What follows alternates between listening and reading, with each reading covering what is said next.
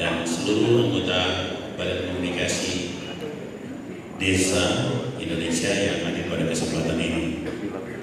Sebenarnya kalau memberi sambutan ya tadi sudah disampaikan oleh ketua ya. Saya cuma mengingat saja, memberikan semangat bahwa Indonesia ini luas dan Indonesia ini memiliki banyak perbedaan. Kita Badan Komunikasi Nasional Desa ini sesuai dengan tema kita, tugas kita adalah kita menjadi volunteer atau relawan-relawan yang terus mencari tantangan di desa, masalah di desa, kemudian mengkomunikasikan dengan kementerian atau lembaga yang kemudian bisa peduli dengan desa.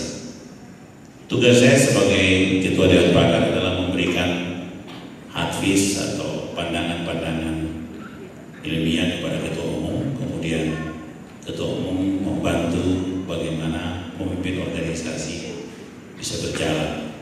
Pada ujungnya saya menyampaikan kepada Ketua Umum bahwa kita tidak bisa terus menjadi relawan membawa beban-beban desa yang besar, menyampaikan kepada semua kementerian dengan dinamika seperti ini terus. Maka ke depan kita harus punya presiden sendiri.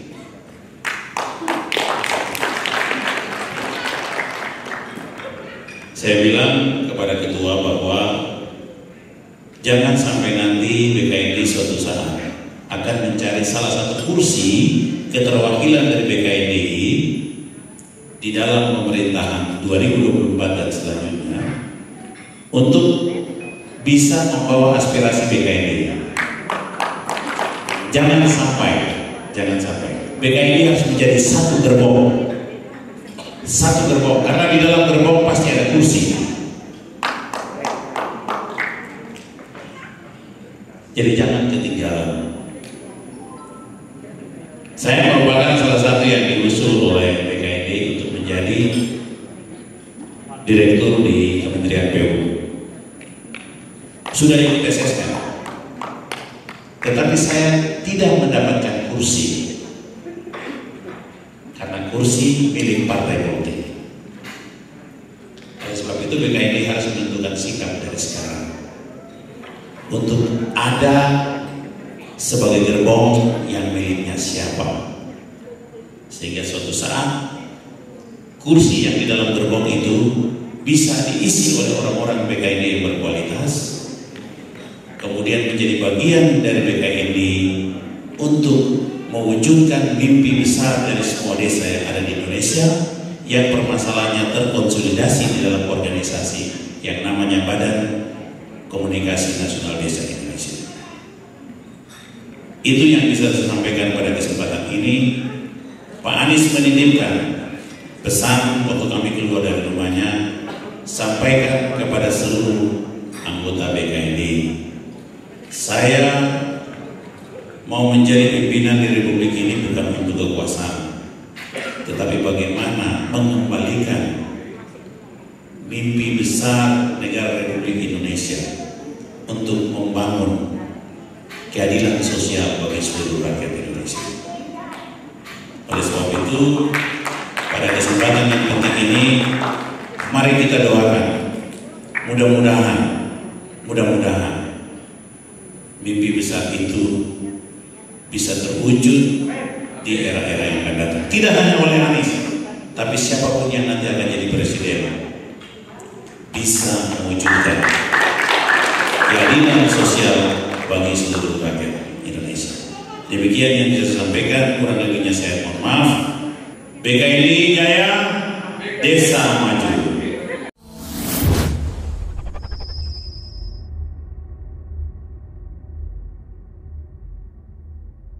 Sesuai dengan harapan bangsa dan negara.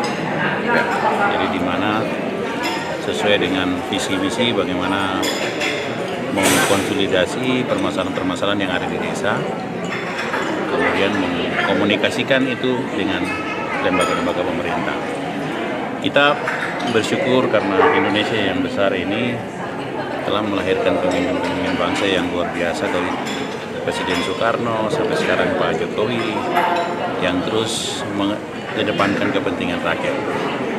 Kita tahu bahwa kita tidak berhenti di sini, tetapi kita ke depan harus sama-sama menjaga bangsa Indonesia ini, dan salah satu yang harus kita jaga bagian dari ketahanan nasional adalah menjaga desa itu sendiri. Oleh sebab itu, apa yang sudah dilakukan oleh Badan Komunikasi Nasional Desa Indonesia harus diteruskan, dan tujuannya satu, bagaimana membangun kesejahteraan sosial bagi seluruh rakyat Indonesia.